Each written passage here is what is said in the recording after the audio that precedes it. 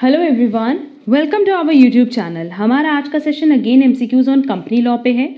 आज हम लोग कंपनी लॉ के कुछ और एमसीक्यूज डिस्कस करने वाले हैं। ओवरऑल 50 एमसीक्यूज डिस्कस करेंगे। वैसे हमने कंपनी लॉ पे ऑलरेडी क्लास अपलोड की हुई है, इसके एमसीक्यूज अपलोड किए हुए, बट कंपनी लॉ क्योंकि हर एक यूनिवर्सिटी के एमकॉम एंट्रेंस एग्जाम के लिए, यूजीसी नेट के लिए and other commerce based competitive exams के लिए रेलिवेंट है, तो आज कुछ और इंपॉर्टेंट क्वेश्चंस जो एग्जाम में आ सकते हैं उसकी कवरेज हम लोग करेंगे। देखो, हमारे पास सबसे पहला क्वेश्चन है, the board of directors of every listed company shall constitute an audit committee with at least, कम से कम आपके पास 3 डायरेक्टर्स होने चाहिए ऑडिट कमिटी में। तो करेक्ट आंसर होगा B, 3 directors. Voting in a general meeting में be done by, general meeting में जो वोटिंग होती है वो पोल के थ्रू भी हो सकती है, ई वोटिंग भी हो सकती है एंड शो ऑफ हैंड्स भी हो सकती है। करेक्ट आंसर होगा D, all of these.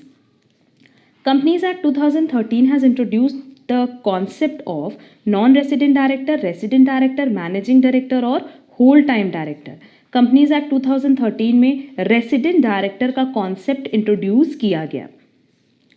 One person company is a special type of private company. One person company basically ये होता है कि यहाँ पे एक ही पर्सन होगा और बेसिकली सोल प्रोप्राइटर की जगह वन पर्सन कंपनी इंट्रोड्यूस किया गया है। करेक्ट आंसर होगा कि ये प्राइवेट कंपनी जैसी है। EGM can be called by tribunal, court, government और कंपनी लॉ बोर्ड। अब देखो, एक होता है एनुअल जनरल मीटिंग और एक होता है extra ordinary general meeting. AGM की बात करो या EGM की बात करो, ये दोनों ही बोर्ड ऑफ डायरेक्टर्स कॉल करते हैं। बस दोनों में डिफरेंस ये है ना कि जो AGM है वो कंपनीज बोर्ड ही बुला सकती है, बट अगर एक्स्ट्रा ऑर्डिनरी जनरल मीटिंग की बात करें तो इसको बोर्ड बुला सकती है on the requisition of shareholders, requisitionist और ट्रिब्यूनल। तो EGM कौन कॉल कर सकता है? ट्रिब्यूनल भी कॉल कर सकता है, मतलब बोर्ड ऑफ डायरेक्टर के थ्रू ही कॉल करेगा पर कर सकता है। तो करेक्ट आंसर होगा A, tribunal. Next, the concept of dash company is given in section 455 of companies act 2013। Dormant company का डेफिनेशन दिया हुआ है, कॉन्सेप्ट दिया हुआ है सेक्शन 455 में। Next, share certificates are to be issued by company within how many months after allotment. Allotment के 2 महीने के अंदर अंदर आपको शेयर होल्डर्स को सर्टिफिकेट इशू करना होता है। Next, the contents of prospectus shall comprise of general information, yes, financial information and audit report, declaration, ये सब की ज़रूरत होती है, ये सभी प्रोस्पेक्टस का पार्ट होते हैं। Next, the definition of body corporate is given in which section of companies act 2013। इसको डिफाइन किया गया है सेक्शन 2 सबसेक्शन 11 में। सेक्शन 2 सबसेक्शन 20 में डिफाइन किया गया है कंपनी को। सेक्शन 2 सबसेक्शन 21 में डिफाइन किया गया है कंपनीज लिमिटेड बाय गारंटी को। Next, the agenda of a meeting should be circulated by, agenda मतलब किस पर्पज से आपने मीटिंग रखी है, इसको आप सर्कुलेट करोगे अलॉन्ग विथ नोटिस। अब मिनट्स की बात करें तो मिनट्स बेसिकली क्या होता है कि जो आपने मीटिंग की है उसमें क्या डिस्कशन हुआ वो हम लोग बताते हैं मिनट्स में। Next, DIN stands for, DIN का फुल फॉर्म है डायरेक्टर आइडेंटिफिकेशन नंबर। डैश है full control over the articles, articles पे किसका कंट्रोल होता है? मेंबर्स का। Next, dash is the pre requisite of any valid meeting, valid meeting के लिए एजेंडा ज़रूरी है, मतलब अगर आपको मीटिंग कंडक्ट करना है तो आपके पास एजेंडा होना चाहिए। Every company must have a registered office on and from the dash day of its incorporation. Company के रजिस्ट्रेशन के 15 डेज के अंदर अंदर कंपनी का एक रजिस्टर्ड ऑफिस होना चाहिए। तो करेक्ट आंसर होगा B. Next, dash prospectus is referred to in section 32 of the companies act 2013। Section 32 में डिफाइन किया गया है रेड हियरिंग प्रोस्पेक्टस को। Next, at least how many board meeting should be held by the company in every year. कम से कम 4 board meeting तो होनी ही चाहिए। तो करेक्ट आंसर होगा ए, 4। अल्ट्रा वायर्स का मतलब होता है beyond the power. Next, buyback of shares में be made from, existing shareholder से भी हो सकता है, ओपन मार्केट से भी हो सकता है एंड एम्प्लॉय से भी हो सकता है। तो करेक्ट आंसर होगा D, all of these. The maximum number of members of a public company, इसकी कोई लिमिट नहीं होती और ये हमने पब्लिक एंड प्राइवेट कंपनी का जब डिटेल डिस्कशन किया था तो वहाँ पे डिस्कस किया हुआ है। Qualification for appointment of managing director is given in which schedule? Schedule number 5। Next, section dash provides that memorandum of association and article of association when registered with ROC become public document. ये mention किया गया है section 399 में। और public document बनना मतलब कि कोई भी उसको रीड कर सकता है, उसके पॉइंट्स को नोट कर सकता है। Next, dash can be called and convened by, AGM promoter बुलाता है? नहीं, ये बोर्ड ऑफ डायरेक्टर्स बुलाते हैं। ईजीएम डायरेक्टर बुलाते हैं? यस। एजीएम शेयर होल्डर्स बुलाते हैं? नहीं, बोर्ड ऑफ डायरेक्टर्स बुलाते हैं। तो करेक्ट आंसर होगा बी कि ईजीएम को कौन बुला सकता है? डायरेक्टर्स। और ये हमने बताया कि जो डायरेक्टर्स बुलाते हैं ना, तो इसमें ना ये शेयर होल्डर्स या ट्रिब्यूनल की रिक्वेजिशन पे भी बुलाया जा सकता है। Next, in the case of a listed company the company shall appoint at least one women director. अब यह है कि कम से कम एक विमेन डायरेक्टर होनी चाहिए। शेयर्स इशूड होता है कैश पे भी और कंसिडरेशन अदर देन कैश पे भी। सबने देखा है कि अब जैसे अगर मान लो आपने प्लांट एंड मशीनरी परचेज की और आपके पास इतना पैसा नहीं है कि आप इनको पे कर सको, तो आप अपनी कंपनी का शेयर्स भी इनको अलॉट कर सकते हो। On the basis of liability of members company दो तरह की हो सकती है, आइदर लिमिटेड और अनलिमिटेड। और लिमिटेड में भी दो होती है, बाय शेयर्स और by guarantees. Doctrine of constructive notice ये किससे रिलेटेड है? Both memorandum of association and article of association. Only MOA only AOA, ये दोनों से ही रिलेटेड है। तो करेक्ट आंसर होगा A. A company by a dash resolution alter its articles and it shall be filed with the registrar within a period of dash days. अगर आपको article of association में alter करना है तो फिर आपको special resolution pass करना होगा एंड विद इन 15 डेज ये आपको रजिस्ट्रार ऑफ कंपनीज के साथ फाइल करना होगा।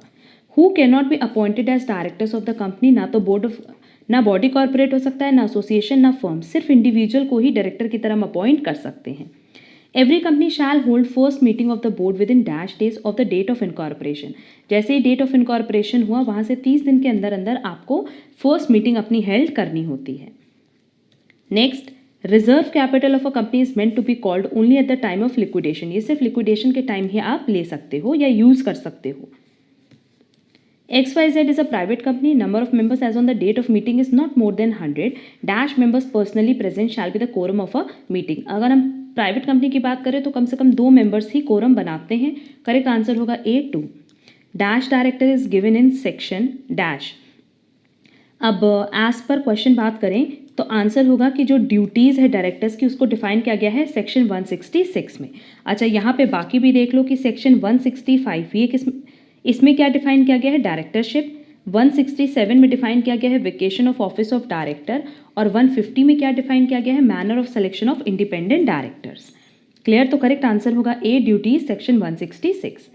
Approval of dash government is required to change the name of the company. अगर आपको कंपनी का नाम बदलना है तो आपको सीजी की रिक्वायरमेंट चाहिए होती है। Next, a company can not issue bonus shares out of free reserve से कर सकता है, कैपिटल रिडम्पशन रिजर्व से कर सकता है, सिक्योरिटी प्रीमियम से कर सकता है, बट डिबेंचर रिडम्पशन रिजर्व से नहीं कर सकता। तो करेक्ट आंसर होगा बी। सेक्शन 119 सबसेक्शन 1 ये किससे डील करता है? ये डील करता है minutes of the proceedings of any general meeting of a company और of a resolution passed by postal ballot. तो करेक्ट आंसर होगा ए, ये सेक्शन साथ ही साथ लर्न कर लेना। The memorandum of association of every company must have the following number of clauses. Overall 6 clauses होते हैं जिसमें पहला clause है name clause, then registered office clause, then object clause, liability clause, capital clause and subscription clause. Next, definition of dash company is given in which section? अब private company की अगर हम बात करें तो प्राइवेट कंपनी को define किया गया है सेक्शन 2 सबसेक्शन 68 में, और पब्लिक कंपनी की बात करें तो उसको डिफाइन किया गया है सेक्शन 2 सबसेक्शन 71 में, जो कि ऑप्शन बी में दिया है। तो करेक्ट आंसर होगा option B.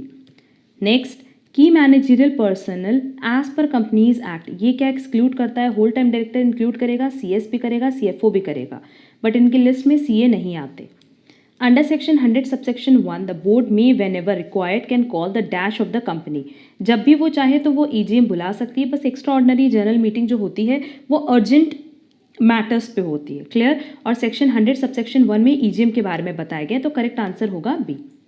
Sweat equity shares is defined in which section? इसको डिफाइन किया गया है सेक्शन 2 सबसेक्शन 88 में। Next, AGM can be held on dash however it can not be held on. AGM आप चाहो तो किसी भी दिन वर्किंग डे में, वर्किंग आवर्स में कंडक्ट कर सकते हो, बट ये कभी भी नेशनल हॉलीडे पे कंडक्ट नहीं होती। जबकि अगर हम लोग EGM की बात करें ना तो EGM हॉलीडेज पे भी कंडक्ट हो सकती है। तो करेक्ट आंसर होगा सी कि वर्किंग डे पे तो कंडक्ट हो सकती है बट नेशनल हॉलीडे पे कंडक्ट नहीं हो सकती। प्रिवेंशन ऑफ फ्रॉड और improper conduct was confirmed in which case? अब पहला 3 केस देखोगे ना तो ये तीनों ही प्रिवेंशन ऑफ फ्रॉड और इम्प्रॉपर कंडक्ट से रिलेटेड है, बट इसका करेक्ट आंसर होगा A, Gilford motor company versus Horn, क्योंकि ये केस था 1933 का। सेकेंड जो केस है जेन्योर ACP लिमिटेड वर्सेस डैल्बी, ये केस है 2000 का, and Johns versus Lipman case है 1962 का। तो करेक्ट आंसर होगा ए। Provisions of Companies Act 2013 relating to which director in section 149 subsection 6 with schedule। आप देखो, अगर हम लोग बात करें सेक्शन 149 सबसेक्शन 6 की, तो इसमें डिफाइन किया गया है इंडिपेंडेंट डायरेक्टर को, और इसके लिए शेड्यूल है 4।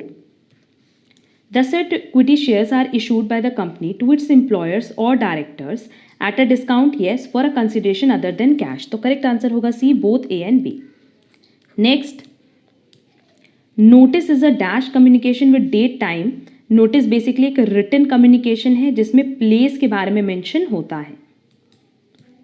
Next, dash liability for misstatement in prospectus is given in which section. अब देखो, क्रिमिनल लाइबिलिटी की बात करें तो इसको डिफाइन किया गया है सेक्शन 34 में, एंड सिविल लाइबिलिटी को डिफाइन किया गया है सेक्शन 35 में। तो करेक्ट आंसर होगा A. Next, dash powers of board of directors in given in which section. General powers को डिफाइन किया गया है सेक्शन 179 सबसेक्शन 1 में। Next, shares can be short by public company through public offer, yes, private placement, yes, right और bonus issue. इनमें से किसी भी फॉर्म में पब्लिक कंपनी अपने शेयर्स को इशू कर सकती है। The companies act 2013 prohibits the issue of any preference share जो कि इररिडीमेबल है। एंड आज का हमारा लास्ट क्वेश्चन है, directors of which companies are non rotational in nature, private limited company. ये ओवरऑल 50 एमसीक्यूज से रिलेटेड टू कंपनीज लॉ, जो कि एग्जाम पॉइंट ऑफ व्यू से बहुत रेलेवेंट है। अगर किसी भी क्वेश्चन के आंसर में कोई डाउट हो तो आप कमेंट बॉक्स में कमेंट करके पूछ सकते हो। एंड अगर आपको आज का क्लास यूजफुल लगा तो वीडियो को लाइक, कमेंट, शेयर जरूर करना।